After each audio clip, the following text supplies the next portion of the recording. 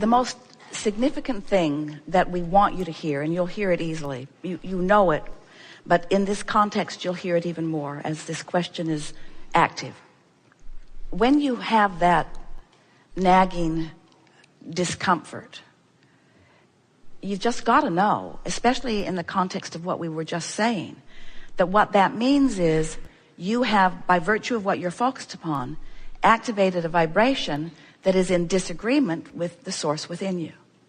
So we want to say to you that every time for the rest of your life that you focus upon something that you don't want, and there are few things that you don't want more than you don't want that. When something really, really matters to you and you focus upon the opposite of it, you're going to feel far more than a nagging feeling. You know what that nagging is? It's us saying, you're not letting us in.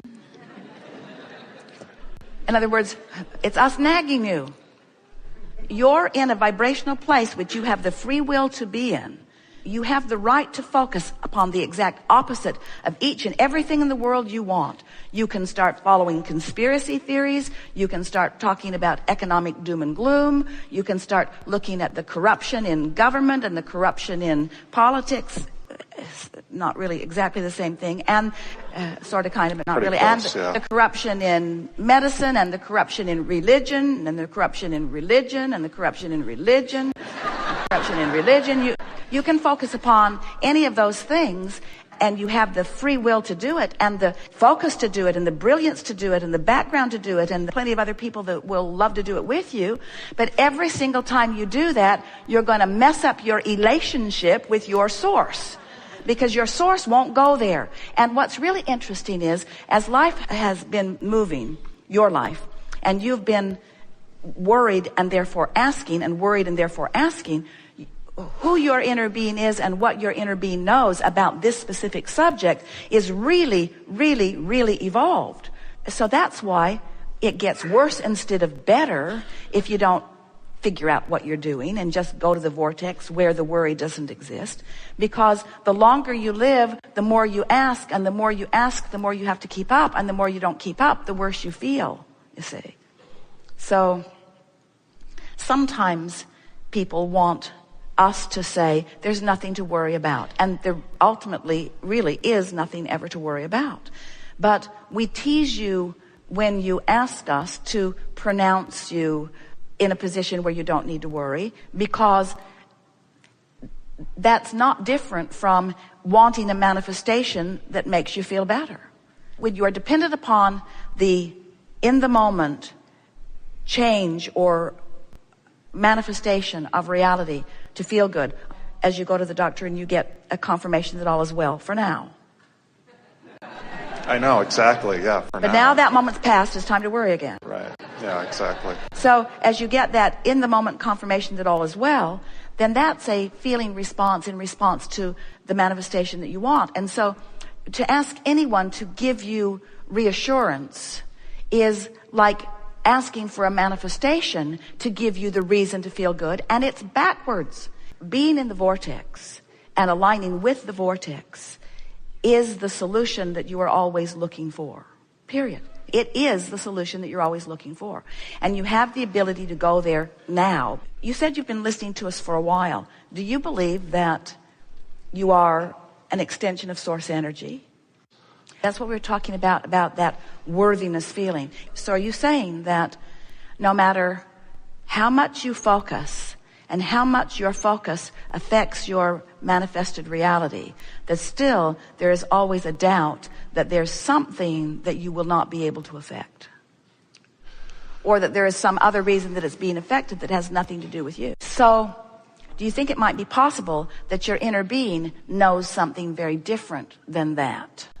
Yeah, and do you think it's absolutely logical that when you think that bogus thought, that you'd feel uneasy because your inner being isn't going there with you?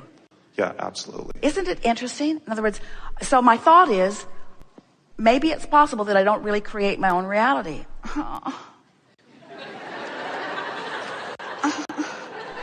Maybe it's possible that I have no control whatsoever and that someone else is calling the shots. and that bad things are just going to keep happening to me, and that life sucks and then you die.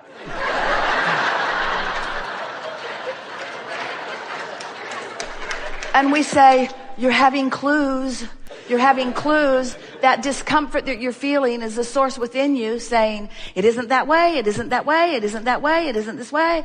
Come over here with us and know what you know. Be who you are, be all that you are. Allow the fullness of who you are. Let life breathe into you. Let love breathe into you. Everything's all right. It's getting better and better and better and better and better. And so don't you think it's nice when you can have some experiences where you're having some discomfort and you are able to bring yourself into alignment with who you are and what you really know, and feel the ease of that knowing, you see. There is nothing more delicious than to find a moment where, just a moment, where you know what you really know. Sweet relief when you know in this moment what you really know. And agony when in any moment you don't let yourself know what you know. And so we don't want you to be dependent on us to know what we know and to just keep talking about what we know so that you can hear what we know and what we know and what we know until you know it. But that's sort of what influence is what upliftment is. When we know what we know so unequivocally, and we know it as we're visiting with you so unequivocally, and we see who you are and where you're going unequivocally, it makes you know it too. But we can't know it so much that we can come over where you are and know it for you. You have to make the leap, you see. And that's what true creation is. That's where all the freedom is.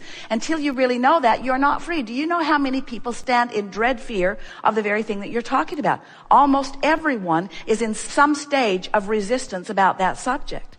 And it really is time to get over it. It's time to take control of how you feel, regardless of the condition. And when you do, the condition will change every time. And the world will stand in amazement at what you have accomplished, because the world, for the most part, does not know that. Does not know that at all. There is a new physician that Jerry and Esther met recently, who came out to the house and visited, because Jerry and Esther are moving back out to Del Mar. And so the doctors who have been playing with him are going to be different now. And so one of these lovely men came and visited with them as they were getting ready to make their transition back to California. And he said to them, you know, I felt something when I met the two of you that I can't really explain.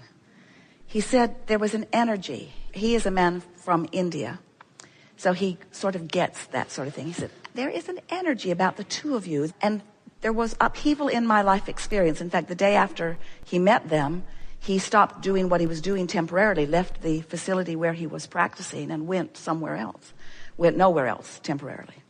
And he said, and so I got on your website and I began reading and I ordered your books, and I want you to know that I think I knew this, but I didn't really know this. He said, I'm going to start integrating this into my work. And Esther looked at Jerry and said, are we really wondering what this is about when we hear things like that? Because for years, Jerry's been asking the question that you're asking, a very pointed and powerful question. Why aren't they looking for causes? Because until we find the vibrational cause of something, we're nowhere. We're nowhere. The resistance just squirts out in another way and another way and another way and another way. Can't you feel the power of asking a question that is so big and all of the cooperative components coming into place? Because it's time for this physical world to free themselves of the bondage of the fear of what they think is uncontrollable relative to their physical body. Look at you. You could not be a healthier being. Everything about you is radiating well-being, and still, with all of this robust wellness, you are pinching off the power of your moment because of the possibility of what could come one day. And we say, give it up. Give it up. Start claiming the nowness of your well-being. Claim the well-being of your nowness. Claim the alignment with who you are. And we so want to convince you, and of course we can't, because it's a thing that you have to find your own convincing about. We just know it, and we know it so much that you can find your knowing if you care about how you feel. We just know that you have the ability, thought by thought, to come into full alignment with that knowing of who you are, and nothing less than that will ever feel good. You got no choice. You got to come into alignment with all you know, or you can't feel good. Period. Period, period, period, period, period. These emotional manifestations are all you have to reach for. An emotional manifestation now, then now, then now, then now, then now. And as you line up with who you really are now, and who you really are now, and who you really are now, and who you really are now, in that alignment, in that resourcefulness, in that balance of well-being, the manifestation has to follow that alignment. It just has to follow that alignment. It's law. It's law. We want to offer to all of you our appreciation for that which you are. This has been a very exhilarating experience for us, and you have been magnificently cooperative components to this leading edge of thought. Did you feel it? Did you feel yourself moving into new places of insight? And do you feel more at one with where you are? That is the most important thing that we are wanting you to take away from this. We want you to revel in the manifestations that you are living while you do a little bit more deliberate job of selectively sifting, because there's so much in your powerful now that will enhance your relationship with your vortex, while there is some in your powerful now that does not enhance your relationship with your vortex. So use your now only to enhance your relationship with your vortex, and otherwise just let your dominant intent be to be feeling as good as you can feel. In other words, don't ask the manifestation to shift, just care about feeling good. We've had enough discussions here today, and you've watched enough shifting in all of this, and we've offered you the best process for doing real vortex work in this specifically negative, generally positive, and then specifically positive. This is a tool that you can really work with if you're standing in a place where there's something in your now that is keeping you from feeling good. If there are many things in your now, if your now is just full of wonderful things that are feeling good, then just acknowledge them and talk about them and revel in them. In other words, if you're feeling good, be specific, be specific, be specific, be specific, be specific. The more specific you can be while you are feeling good, the more you will carry that. We just want you to feel this manifestation that is affected by the vortex. We want you to leave here knowing that there is nothing that you cannot be or do or have. We want you to know that you have come here to manifest, and that you've come here to manifest delicious and wonderful things. And we want you to know that the manifestations are all queued up. They're ready for you to rendezvous with them, but that you have to get into the vortex first, and then the inspiration will come. We want you to know that the vortex is where your inner being is, and where the vibrational essence of all things that you want resides. And we want you to know that the cooperative components have already been assembled, and that just your understanding that the vortex exists, your acceptance that this that you want is there within it, and your willingness to feel your way in, feel your way in, feel your way in, even if it isn't easy.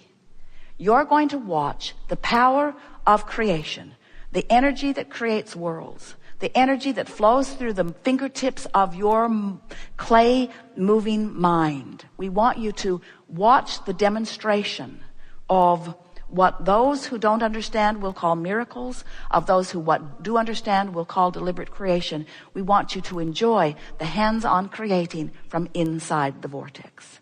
It is so fun to visit with you. And we have devoured the deliciousness of your manifestations, and will continue to do just that. You didn't come to separate yourself from the physicality. You came to embrace it fully. And we have come to embrace it fully with you as well. And so we leave you, not really, but for now, letting you know our appreciation for you, and letting you know that we eternally stand with you, ready for you anytime, inside the vortex.